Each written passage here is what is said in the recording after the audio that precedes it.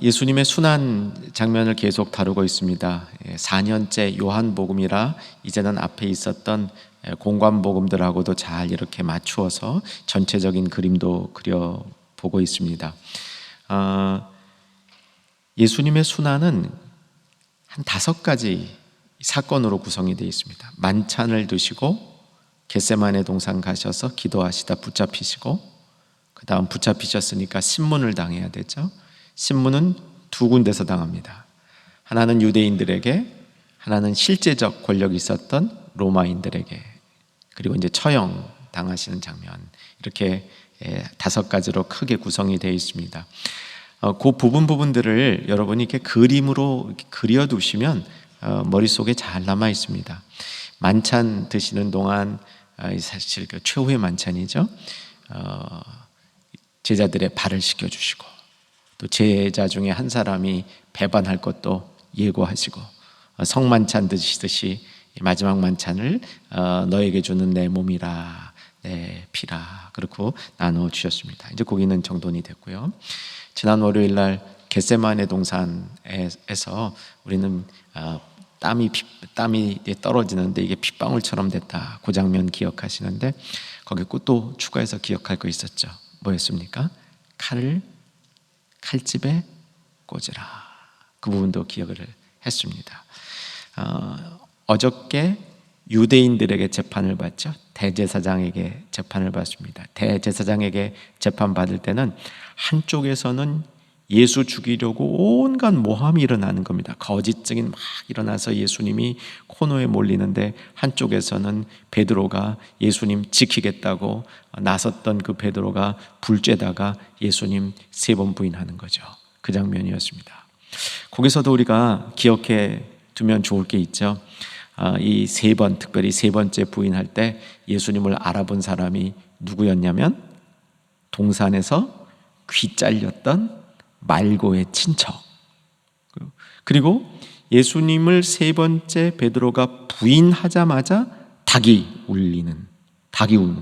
그러니까 이걸 보면요, 우리가 참 어둠 속에 있다가 예수님을 만난 게 내 힘으로 되는 게 아닙니다.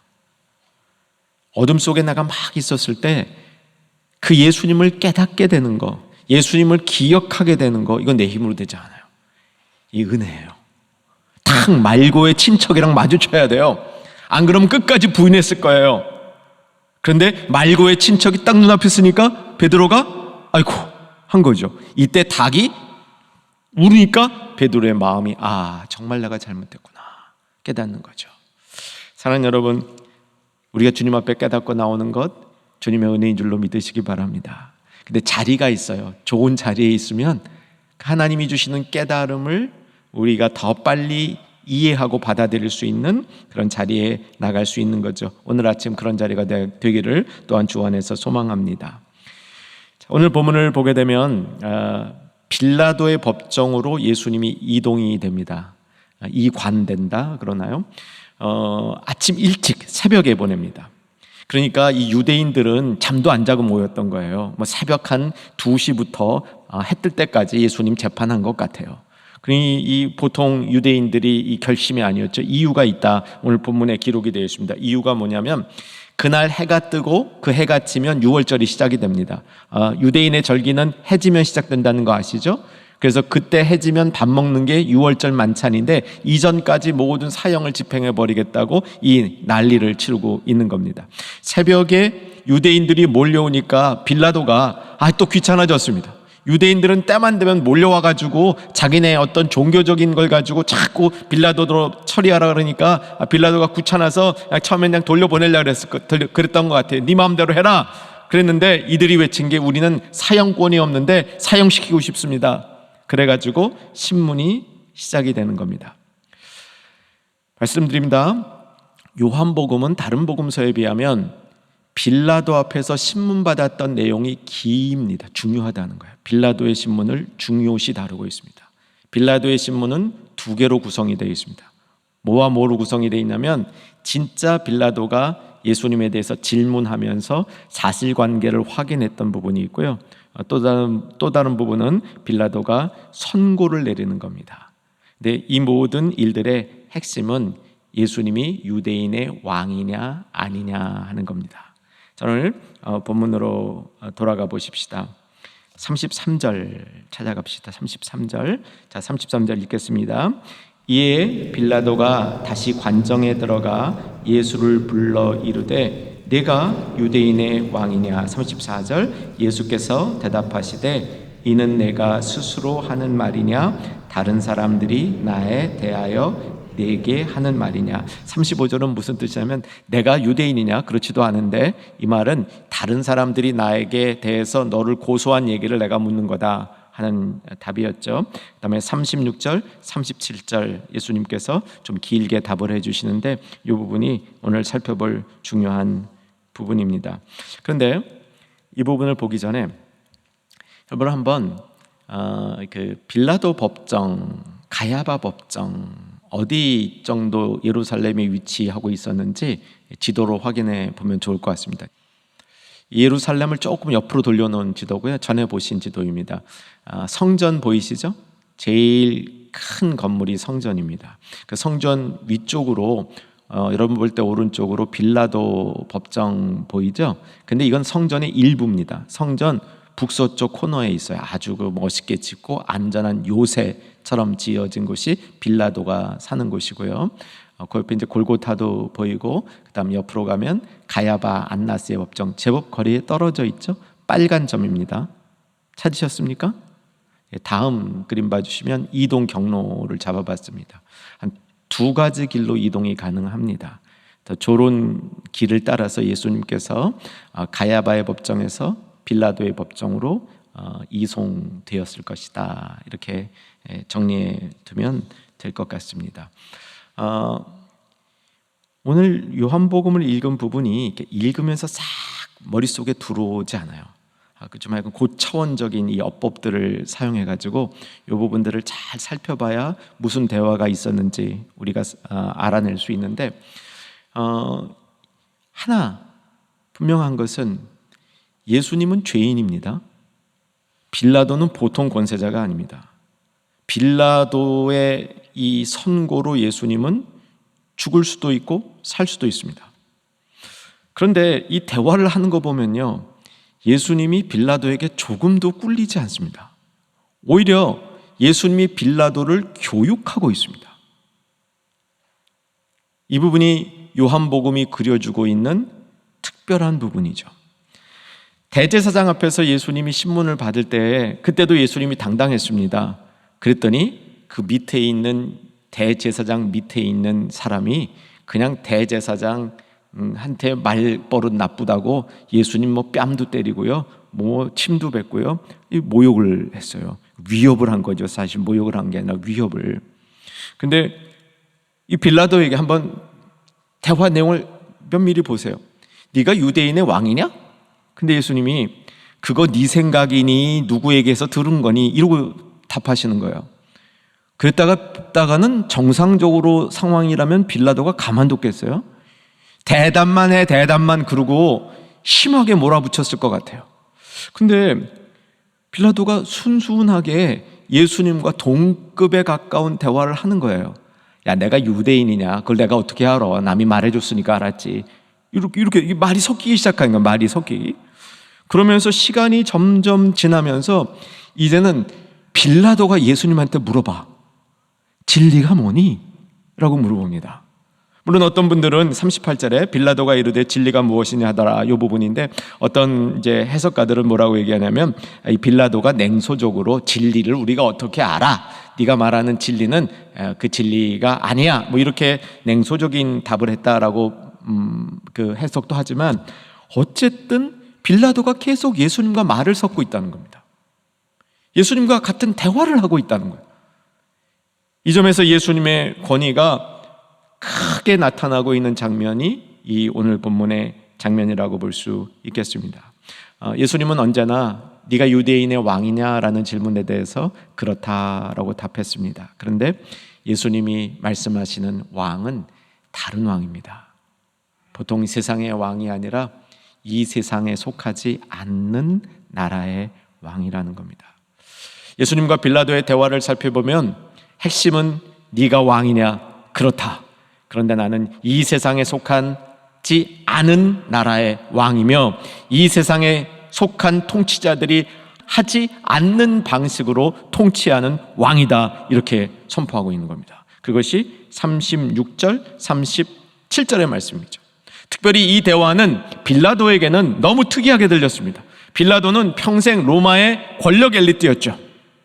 아주 유능한 사람은 아니었던 것 같습니다. 근데 여러분 기억해 주셨으면 좋겠습니다. 로마 제국 안에서 이 팔레스틴 지역의 총독으로 오는 것은 권력 서열이 꽤 높았습니다. 변방이 아니었습니다. 나름 요직에 해당하는 자리였죠. 거기에 빌라도가 그 위치를 가지고 있었고요. 그 위치를 갖고 있던 빌라도는 아마도 권력 지향적인 삶을 살고 있었는데 그 앞에 나사렛 청년, 별 힘없는 청년 같은 이 사람이 입을 열어 말을 하는데 그 말에 권위가 있는 겁니다. 뭐에 대해서 얘기하냐면 왕에 대해서, 왕권에 대해서 얘기하고 왕권의 통치에 대해서 얘기하고 있으니 빌라도의 귀가 번쩍 열렸을 것 같습니다. 36절 한번 다소 이렇게 금방 이해가 안 되는 구절이지만 뜻은 우리에게 들어옵니다. 36절 빨간 글씨로 된 부분 예수님 하신 말씀 같이 한번 읽겠습니다. 시작. 내 나라는 이 세상에 속한 것이 아니니라. 만일 내 나라가 이 세상에 속한 것이었더라면 내 종들이 싸워 나로 유대인에게 넘겨지지 않게 하였으리라. 이제 내 나라는 여기에 속한 것이 아니니라. 이 원리에 의해서 예수님이 칼을 칼집에 꽂으라. 만약 예수님의 나라가 이 세상에 속한 거였다면 칼을 뽑으라. 이제부터 때가 됐다. 12제자들이여 두려워 마라. 너희들 뒤에는 세상 최고의 군대인 천군이 있다. 천사가 있다. 그들이 와서 요 정도 되는 애들은 그냥 없애버릴 수 있다. 예수님이 그러셨을 거예요. 그런데 예수님의 보여주시는 나라, 그에 속한 나라는 이 세상에 속하지 않은 나라였다라고 말씀해 주시는 거죠. 여러분 이건 알고 계시죠? 예수님이 다스리는 나라는 이 세상에 속한 나라가 아니라는 거. 우리가 알아야 될 것은 이 세상은 예수님 겁니다. 이 세상에 예수님의 통치가 임하고 있습니다. 그런데 예수님이 온전히 통치하는 그 나라는 이 세상에 속한 나라가 아니라는 겁니다. 이 세상의 원리 가운데 있는 나라가 아니라는 겁니다. 아멘 되실 수 있기를 주 안에서 소망합니다. 자, 그러면 어떤 나라입니까? 궁금하지 않습니까? 오늘 그 답을 주는 겁니다. 이 세상에 속하지 않은 나라는 도대체 어떤 나라인가? 37절에서 예수님이 주시는 답을 요약하면 진리로 다스리는 나라라는 겁니다. 진리의 왕국이라는 겁니다. 진리의 왕국 그러니까 좀 이단 같은 느낌이 들어서 이 좋은 표현들은 이단이 많이 가져갔어요. 이게 뭐 영어식으로 하면은 이제 나라, 왕국, 킹덤, 진리 그러니까 kingdom of truth 이렇게 바꾸는데 이게 우리말로 바꿔서 진리의 왕국은 좀 이상해요. 그래서 진리가 다스리는 나라, 진리로 다스리는 나라. 예수님이 진리죠. 아멘 되시죠? 요한복음 그때 공부했습니다. 하나님이 진리고 예수님이 진리고 성령님이 진리다. 삼위일체 하나님이 진리다 라고 말씀드렸습니다. 그러니까 예수님이 다스리는 나라가 진리로 다스리는 나라. 여기 선포되고 있습니다. 37절 제가 읽어갈게요. 빨간 거. 내 말과 같이 내가 왕이라. 내가 이를 위하여 태어났으며 이를 위하여 세상에 왔나니 성육신한 이유죠. 그 다음 답입니다. 같이 읽습니다. 곧 진리에 대하여 증언하려 함이로다. 무릇 진리에 속한 자는 내 음성을 듣느니라. 진리에 속한 자들이 있는 나라, 진리가 다스리는 나라, 진리로 다스리는 방법, 예수님의 음성입니다. 여러분 예수님의 음성 그러니까 선한 목자 떠오르죠? 나는 선한 목자라 내 양들은 내 음성을 알고 나도 그들의 음성을 아나니 선한 목자는 양을 위하여 자기 목숨을 버리노라. 기억나시죠? 그게 하나님의 통치를 이루는 방법입니다. 여러분 어떠세요? 진리로 다스리는 나라. 저는 이 진리로 다스리는 나라, 이 예수님의 이 선포를 이번에 다시 묵상하면서 너무너무 신났습니다. 야, 이 나라구나. 아니 하나님의 나라, 하나님의 통치가 있는 나라, 하나님의 통치가 역동하는 나라, 하나님의 나라에 대해서 많은 이 말씀을 들었습니다. 그리고 우리 마음속에 정돈에 두었으리라 기대합니다. 하나님 나라를 위해서 살아야 되는구나, 내가 하나님 나라의 백성이구나. 아멘이시죠? 근데 그 하나님의 나라가 진리로 다스리는 나라, 진리에 속한 사람들이 예수님의 음성을 듣고 그 음성을 따라가는 그런 나라라고 얘기해 주고 있는 겁니다. 조금 어려운 얘기가 될 수도 있겠는데, 요한복음에는 하나님 나라라는 표현이 많이 안 나옵니다.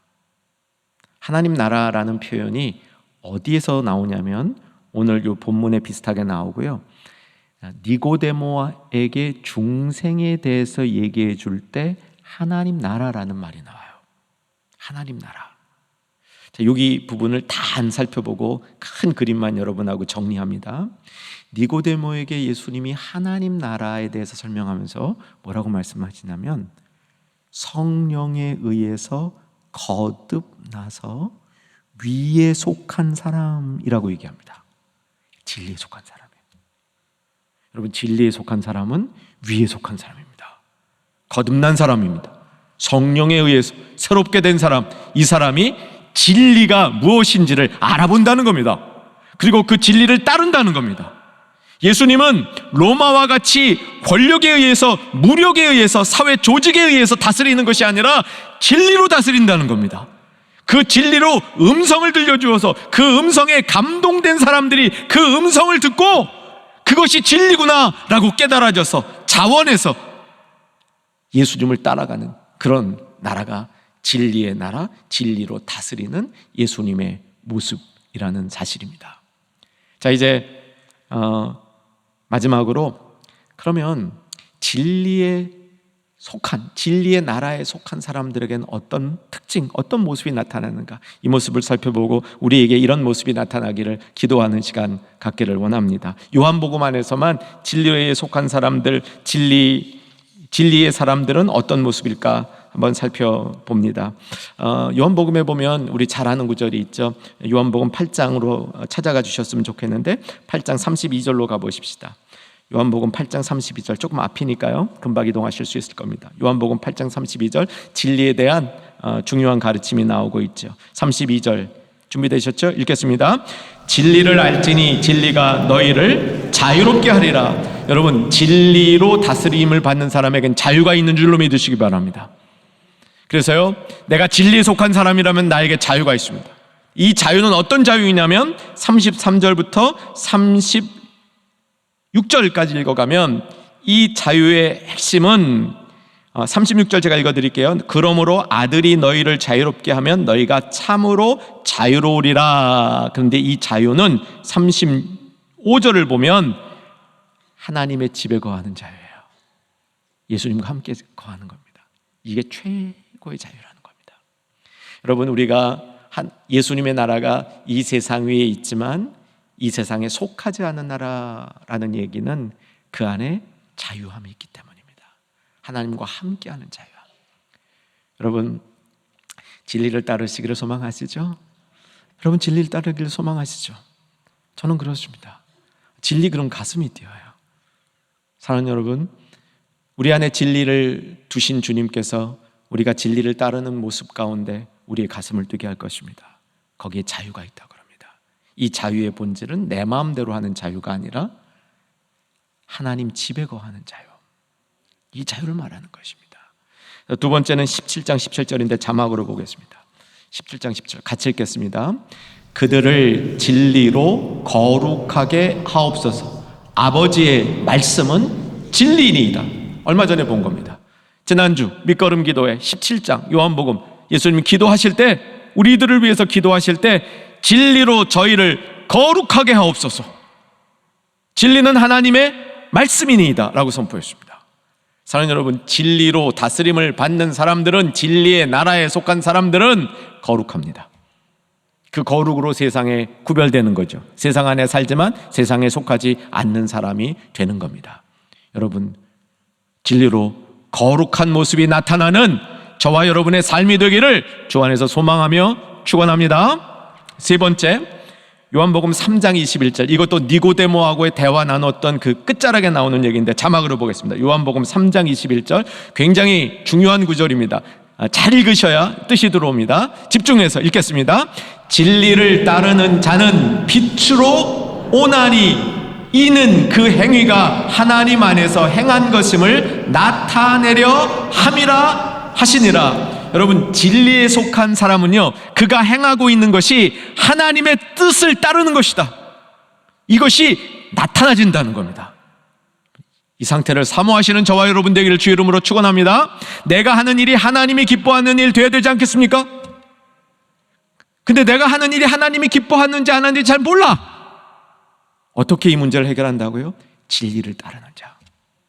내가 진리를 따르겠다는 마음의 결단을 하고 진리를 열심히 따르려고 노력할 때 내가 행하는 것을 통해서 하나님이 행하시는 모습이 나타나 그것이 증명되어진다는 겁니다. 여러분, 이 세 가지 예에서 살폈듯이 진리에 속한 사람은 달라집니다. 다르게 보입니다. 오늘 이 아침 예수님께서 빌라도의 법정에서 고난을 당하실 때 그 고난이 영광으로 나타났습니다. 예수님은 사실 빌라도의 법정을 의도적으로 택하셨다는 생각이 듭니다.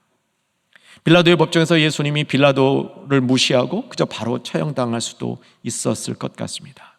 그런데 예수님이 빌라도의 앞에서 선한 증거를 하셨다. 이게 디모데전서 6장 13절에 나와요. 이게 빌라도란 말이에요. 예수님 돌아가실 때만 나오고 우리가 뭐 사도신경 고백할 때만 나오는 것 같은데 신약성경에 그 엉뚱한 자리에서 나와요. 디모데전서 6장 13절에 보면 예수께서 빌라도 앞에서 선한 증거를 하셨다고 그래요. 저는 이게 선한 증거라고 믿어요. 진정한 왕권, 진정한 나라, 그 나라는 진리의 나라. 따라서 예수의 제자들은 진리에 속한 자들, 그들에게 자유함이 있고 거룩함이 있고, 진리로 나오는 자는 빛으로 나오나니 빛이 비추어져서 그가 행하는 것이 하나님이 행한 것임을 입증되어지는 사람, 이런 사람들이 진리에 속한 자들이죠. 바로 이 선한 증거를 위해서 예수님이 빌라도의 법정에 쓰지 않았나 하는 생각이 듭니다. 여러분, 우리도 예수님처럼 빌라도의 법정에 쓰는 그런 마음 오늘 가져보십시다. 그리고 그 안에 진리에 속한 사람으로 우리 자신이 드러나는, 우리의 연약하고 부족한 부분들은 다 묻혀지고 진리로 드러나는 복된 이 경험을 하는 이 아침 이 시간, 기도의 시간, 남은 고난주간 부활절 되기를 주 안에서 소망합니다.